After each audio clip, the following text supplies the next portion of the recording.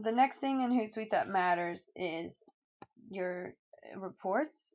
Now reports cost money, but with the free account you get one free report, and you just I've just put together the Twitter profile overview. So we can I've just literally picked the template.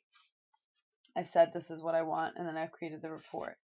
So um, I've already done it, so it's here, and we can look at it. And in it, you can see we can go back to, let's say, a specific date range. So I can go back to like January of 2015 and through February of 2016, and I can apply. It'll only go back to when you started it, so it's a good idea to set the reports up right away so that you can monitor it.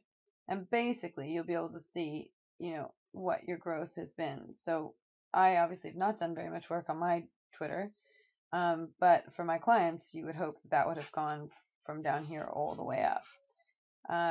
So let's say 806 in January, and then now we're up to 848. So obviously I would fire myself if I worked for myself, but I'm not I'm not doing as much as I'd like, or I'm not doing it. It can give you your most popular links, so you can see which links did the best. This one tells me that the number one link was my BBC Oxford radio interview, and then after that it's all BBC Oxford actually. So there's 4 different tweets. They're slightly different. These are different quotes from the BBC interview. These are what Heidi put out for me, and you can look at it. And you can see that actually had an impact. That's 1826 people that actually looked at the interview from Twitter. And again, I targeted people that I wanted to listen to the interview. And then other things that got tweets are here. And then you can look at your retweets detailed. So this was always a good report for clients, because what you want is this shows engagement. So as the Twitter following is going up, that's kind of a vanity matrix, because it will inevitably go up. You're out there long enough, you'll get more followers. But the retweets are a really nice metric, because the more retweets you get, the more engagement you're getting. So actually, you want this to be kind of coming up, and you want your highs to be higher, and you want this to be going up, and this is a really good sign of engagement. So the fact that I got 7 retweets in November is great, and the idea is to keep that going, and obviously the more retweets you get, the better. But you want to have a healthy amount of retweets, and obviously for a company or for a person like Richard Branson, you'd look at his retweets and it would be in the thousands. But for a small brand, 4 to 10 to 20 retweets are huge, even.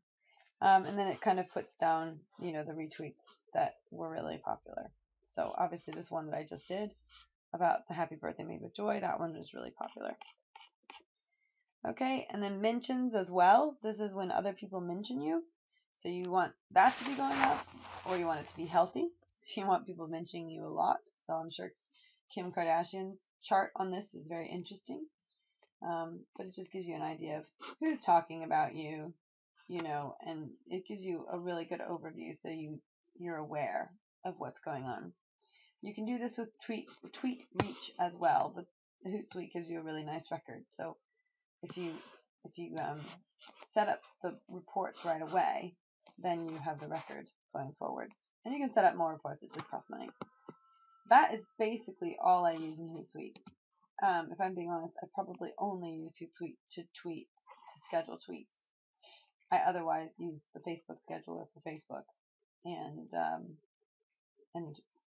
so I think that's the idea is Hootsuite gets you around that.